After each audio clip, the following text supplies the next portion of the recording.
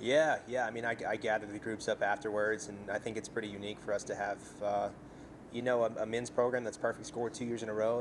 That's ACU was doing that way back in the '90s in our conference, and to have a women's team that was almost doing the exact same thing, I think just speaks a lot to our student athletes. We went down there; it was hot, it was humid.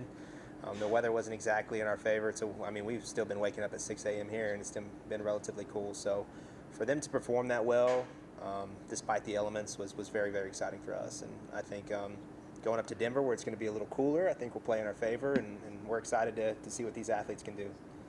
Is there any concern, maybe? I mean, obviously, they showed there wasn't any need for it, but any concern of having not ran for a month, that there might be some rust or anything like that? No, I think cross country is a little unique, right? And maybe in some other sports, some skill sports, you may think, oh, the athlete's not as sharp, and competition can definitely bring that out of you in cross country. But to me, like, we've just done some great things in training, right? And we're always reassuring the athlete, like, hey, this translates to this if we can put it together on the day. So they get a lot of confidence from some of the things, some of the sessions we do, and as a coaching staff, we're just reassuring that all the time, how fit they are. And you could see that on the line. They were very confident very early in the race. They controlled it throughout, and I think you'll see hopefully the same kind of confidence going into the regional and national meet for these athletes. Yeah, as you go to regionals, kind of what do you expect there? What are you seeing in that race? Yeah, I mean, going into the South Central, it's without a doubt the toughest region. I mean, half of the at-large bids for the national meets on the women's side came from our region last year. So, I mean, you're talking about you could be as far as 7th or 8th in that race from a team perspective and still make the national meets. Ideally, we don't want to do that, right? We want to get up in the mix and compete with the best schools in the RMAC, and I think we have the depth on both teams to be able to do that. And you always need these low sticks as well at a regional and national meet, and we have that on both sides. I thought Sarah Koonsman had a phenomenal race. She was due for one right after dropping out in Louisville and having some issues early on in the season. I think it's going to take individuals like her and then William and Pons on the men's side to really lead us and get those low sticks. And we have enough depth on both sides that it's nice. Somebody can have an off day and somebody's there to kind of pick up the slack. So I'm confident for both groups. You mentioned William remains undefeated, never lost a race that he's ridden. Yeah. This blows my mind.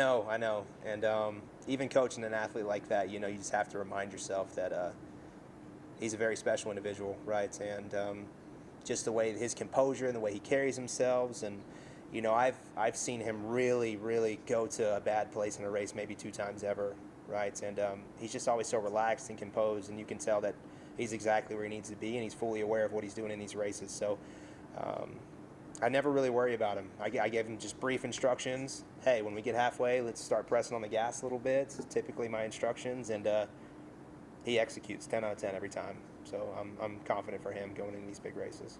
Just about 2 weeks until the regional out there. Just kind of what you guys can work on right now. Yeah, so just, man, the Kingsville travel is brutal, right? We came back all at once, so just 10 hours crammed up in a van after a race, after a long cool down. So we're really kind of resting this week. We'll do one big hard session on Friday, kind of 8 days out, and then it's all about just tapering volume a little bit, getting our legs under us, and being ready, right? So there's really 1 or 2 hard sessions left in the entire season, and the rest is just kind of sharpening up from a mental standpoint and just making them aware of the task that's coming.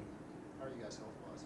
Great. Yeah, we're phenomenal. That's always an issue this time of the year, just like taping people together, getting them on the line. But yeah, no, I'm very pleased in that sense. So would there be 5 for each team running? 7, yeah, 5 score. So we're allowed to put 7 in the regional and the national meets. 5 score, 2 alternates. But what's great about our group is, I mean, especially on the women's side, is this top 5 is always changing, and that's the sign of a good team, right? Somebody, our number 4 could be our 6th on the day, and then somebody slides up, and that's a safety net, right? And that's great to have at these bigger meets.